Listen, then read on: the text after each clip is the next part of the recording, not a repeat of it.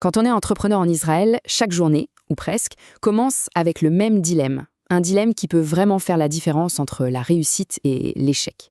C'est un choix qui touche à notre ressource la plus précieuse. Voyons voir ça de plus près. La grande question, c'est vraiment ça. Où est-ce qu'on met son temps, son énergie? Comment on s'assure que l'argent travaille pour l'entreprise et pas l'inverse? C'est une vraie bataille de tous les jours pour être efficace et pour grandir. Et les décisions qu'on prend à ce moment-là, elles sont absolument cruciales. Et face à tout ça, bien sûr, la tentation est grande de vouloir tout faire soi-même. Surtout la compta. On se dit qu'on va faire des économies, qu'on est plus malin, mais en réalité, c'est souvent là que se cache un piège qui peut coûter très, très cher. Parce que la réalité du terrain, elle est sans appel. Croire qu'on peut gérer seul sa comptabilité et ses impôts en Israël, c'est l'une des décisions les plus risquées pour un entrepreneur.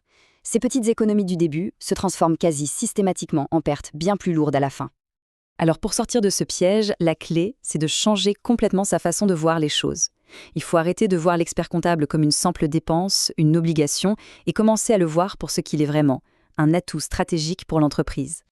En fait, il y a deux manières de voir les choses. D'un côté, la vision limitée. L'expert comptable, c'est une dépense, juste quelqu'un qui remplit des formulaires, une tâche administrative. Et de l'autre côté, la vision d'un véritable partenaire, un navigateur financier, un conseiller qui aide à la croissance, un stratège fiscal. Et la différence, franchement, elle est abyssale. Il ne s'agit pas juste de paperasse, il s'agit de construire l'avenir de sa boîte. Concrètement, qu'est-ce que ça veut dire? Eh bien, un véritable expert, il travaille activement pour l'entreprise. Il s'assure qu'on ne paye pas un shekel de trop aux impôts, il va chercher chaque avantage fiscal possible et surtout, il libère l'entrepreneur de toute cette charge mentale pour qu'il puisse se concentrer sur l'essentiel, faire grandir son business. Maintenant, allons voir de plus près pourquoi cette gestion fait maison de la compta est un pari aussi dangereux, surtout dans le contexte si particulier d'Israël. Le cœur du problème, il est là. Le système fiscal et administratif en Israël, c'est un véritable labyrinthe. Les règles sont pas seulement compliquées, mais en plus elles changent tout le temps et sont souvent sujettes à interprétation. C'est un terrain de jeu pour les experts, clairement pas pour les amateurs. D'abord, on a le Maz Hashnasa, l'impôt sur le revenu. Rien que pour naviguer entre les différentes tranches d'imposition, les déductions possibles, les exceptions, c'est déjà un travail à plein temps. Ensuite, il faut ajouter le Ma'an, l'équivalent de la TVA.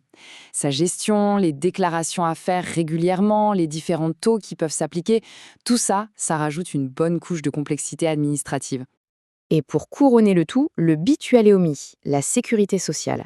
Ces calculs sont complexes, il y a des acomptes à verser, des règles spécifiques pour les indépendants ou les sociétés. Bref, le tableau est déjà bien rempli. Il y a une analogie qui est assez parlante. Personne de sensé ne tenterait de s'opérer soi-même après avoir lu 2 ou 3 articles sur Internet. Alors pourquoi prendre ce genre de risque avec la santé financière de son entreprise? Le niveau de danger est vraiment comparable. Et attention, les conséquences d'une erreur, même faites sans le vouloir, elles ne sont pas juste théoriques, elles sont très concrètes. Des pénalités financières qui peuvent monter très vite, des contrôles fiscaux qui sont une source de stress énorme et une perte de temps et d'énergie considérable. Allez, assez parlé des risques. Voyons plutôt le bon côté des choses. Comment un pro transforme cette obligation en une véritable science, la science de l'optimisation qui fait activement gagner de l'argent. Ce n'est pas de la sorcellerie, c'est une vraie méthode. Un expert fiscaliste, il va s'appuyer sur 3 piliers pour optimiser la charge fiscale, et tout ça en parfaite légalité. D'abord, le choix de la structure juridique. Ensuite, la maximisation de toutes les dépenses déductibles. Et enfin, une planification intelligente de la manière de sortir les revenus. C'est une approche structurée, c'est scientifique. Le premier pilier, il est absolument fondamental. Est-ce qu'il vaut mieux être au sec pâture, au sec murché ou carrément une société, une Revra Baum? Le bon choix dépend des revenus, des objectifs et les conséquences fiscales sont énormes. Un expert est là pour guider vers le choix le plus judicieux.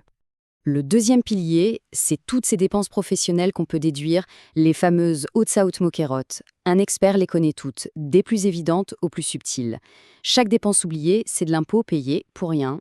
Et enfin, le troisième pilier, vital pour une société, comment sortir les bénéfices. En salaire, en dividendes, une mauvaise stratégie à ce niveau-là peut coûter des dizaines de milliers de shekels chaque année. Mais attention, le gain n'est pas seulement dans le portefeuille. Investir dans un expert rapporte aussi 2 choses qui n'ont pas de prix, du temps et de la sérénité. Faisons un petit calcul tout bête. Imaginons que le temps d'un entrepreneur vaut 300 shekels de l'heure. S'il passe 10 heures par mois sur des tâches administratives qu'il pourrait déléguer, ça représente une perte sèche de 3000 shekels. C'est l'argent qu'il n'a pas gagné pendant ce temps. C'est le coût d'opportunité. C'est une vérité toute simple, mais qu'on oublie trop souvent. Le temps, c'est la ressource la plus limitée. Chaque minute passée à essayer de comprendre une circulaire des impôts, c'est une minute qui n'est pas passée à innover, à vendre ou à s'occuper de ses clients. Et puis, il y a ce truc presque impossible à chiffrer, mais qui est immense, la tranquillité d'esprit.